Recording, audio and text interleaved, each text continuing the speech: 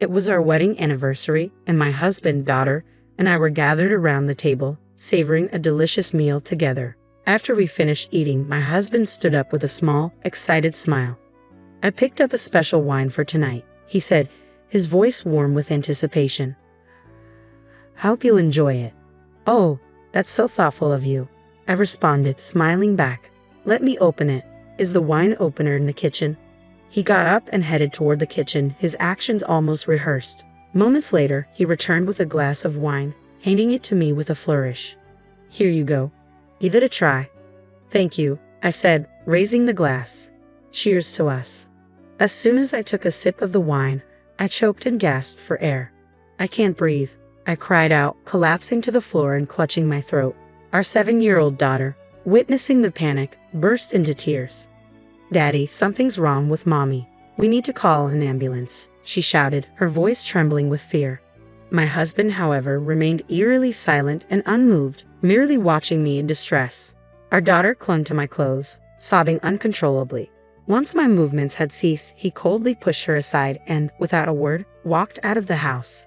As soon as the front door clicked shut, I quickly sat up, reflecting on the reality of my situation. My name is Mary, I'm 34 years old, and I've been married. I'm a composer with a bit of a name, known for providing songs to singers and groups.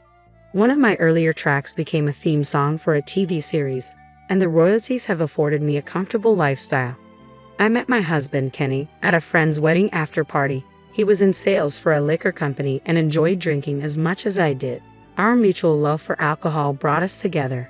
Kenny, with his knack for recklessness and lack of foresight, was once charming in his spontaneity. We began dating, started going out for drinks on weekends, and eventually got married a few years later. Soon after, we were blessed with a daughter named Holly, completing our family of 3. After we got married, I quickly noticed that Kenny wasn't very involved with household chores or childcare. Even with Holly's arrival, he continued his carefree lifestyle, seemingly oblivious to the demands of my busy life. One evening, as Holly cried loudly in her crib, Kenny called out from the kitchen. "Hey Mary, Holly's crying. I'm cooking. Can you take care of her?" I replied, "It's a hassle. She might be more comfortable with you." Kenny avoided taking responsibility with excuses, remaining fixated on his phone. With a resigned sigh, I turned off the stove and went to tend to Holly. "Kenny, I asked this many times, but can you please help more around the house and with Holly? Managing everything on my own is overwhelming." "Why should I? I'm already balancing work and household chores.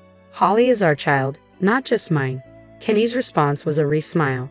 "Why not just hire a housekeeper or babysitter?" "That's not the issue," I said, frustrated. "I don't want to spend recklessly, especially with Holly's future in mind. We agreed to maintain a middle-class lifestyle, didn't we?" "Did we?" he retorted, clearly uninterested in the discussion. "Anyway, I'm always exhausted from work. You handle the house and everything." Despite numerous attempts to have a proper conversation, I never received a satisfactory response. Eventually, I had no choice but to manage both household chores and care for Holly on my own.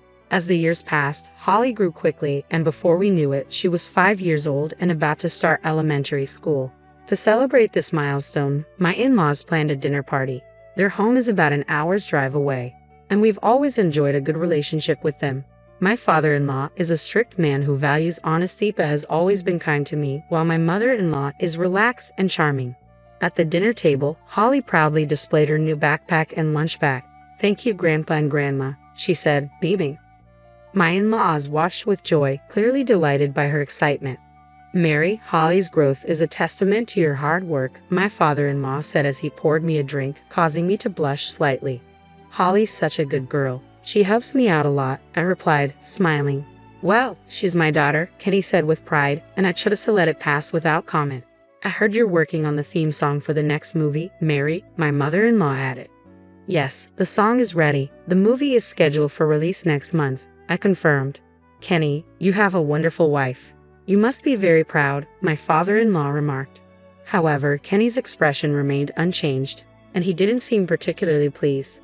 "But she earns so much, yet I don't get to enjoy any of the luxuries that come with it," Kenny said, surprising both my in-laws and me. "What?" we all exclaimed, taken aback by his comment. Kenny continued, "People call her a prominent composer, so I expected a better lifestyle. She never gives me any pocket money and refuses to enhance our quality of life. She's stubborn and stingy." "Hold on, Kenny," my mother-in-law interjected. "You both live in a beautiful apartment. Didn't Mary buy that?" "Yes," my father-in-law agreed. "And isn't it a man's role to support the family rather than rely on Mary? Have you considered working to increase your own income?" Yeah, got it," Kenny grumbled, and that was the end of the conversation. I felt a mix of irritation towards him and gratitude for my in-laws' support. Soon after, Kenny started coming home late, claiming it was due to work. At first, I wasn't too concerned, given that his sales job often required overtime. But then, he began spending even his days off away from home and was always glued to his phone when he was there. His interactions with Holly and me grew increasingly distant. One Sunday, Holly had planned a special outing with Kenny. She gently shook him awake. "Dad, it's already 9 o'clock. Remember, today was supposed to be our outing day." At Holly's words, Kenny suddenly sat up and without saying a word roughly pushed her aside. Holly, taken aback and with tears welling up in her eyes, stumbled back. "What's going on?" I demanded, gathering Holly in my arms and raising my voice. Kenny, now fully awake, looked clearly irritated. "I have other things to do today," he snapped. "I needed to sleep a bit longer. Did you forget your promise to Holly?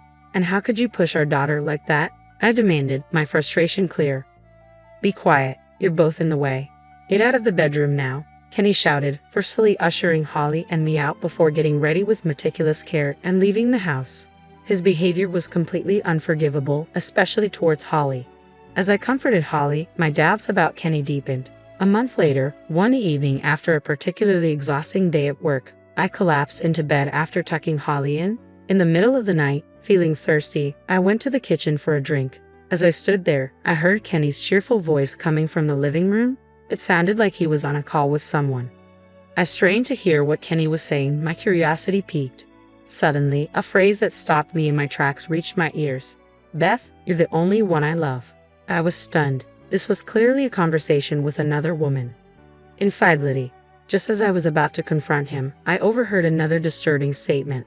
"Also, start the plan for the wedding anniversary in 3 days. Everything will go as planned." Kenny continued discussing the details of this plan over the phone. I was chilled by the implications. What's going on? Kenny is not only cheating but also scheming something with her. I quickly slipped my recording phone back into my pocket and retreated to the bedroom without being noticed. When Kenny returned later, he fell into a deep sleep beside me, but I couldn't close my eyes at all. The next morning, after Kenny left for work, I took some time to collect my thoughts in our room. Initially overwhelmed by sadness, my feelings quickly shifted to anger. I know this myself, I resolved. I went to an electronics store and purchased security cameras, installing them throughout the house. 3 days later, on our wedding anniversary, Kenny had been unusually affectionate since he woke up. "Mary, today is a special day," he said warmly. "Yes, it is," I replied. "I'm glad you remembered," he said, smiling. "Of course I remembered," Kenny said with a smile. "I know I've been coming home late from work lately, and I'm sorry about that, but today, I'll be home early. Let's celebrate our wedding anniversary." "I'm looking forward to it," I replied. "I've prepared a special meal." "Mary, I truly love you," he added. Feigning ignorance, I simply nodded as Kenny headed off to work. Once he was gone, I calmly continued my preparations. At around 6 o'clock p.m., Kenny returned home. I had arranged a lavish dinner and was ready to greet him. "How was your day, Kenny?" I asked. "Dad, you came home early today?" Holly exclaimed. Holly was thrilled to see Kenny home earlier than usual, her excitement evident. Watching her joy while knowing what was to come weighed heavily on my heart. I felt a pang of sorrow as I looked at her. "I'm sorry, Holly," I whispered. Kenny looked around the table, taking in the feast I had prepared. "Wow, this looks amazing. Shall we dig in?" The three of us gathered around the table and enjoyed the meal together. As we finished, Kenny reached for something he had set aside. "I bought a special wine for our anniversary. I think you'll really like it." "Thank you. That's very thoughtful of you. I'll go ahead and open it. Is the wine opener in the kitchen?" He spoke in a rehearsed tone as if reading from a script and headed to the kitchen. Moments later, he returned, pouring the wine into my glass. "Here, give it a try." "Thank you." "Cheers," I said, trying to remain composed. As soon as I took a sip, a wave of distress hit me. "I can't breathe," I gasped. clutching my throat and collapsing. Our 5-year-old daughter, horrified, cried out, "Daddy, something's wrong with Mommy. Call an ambulance."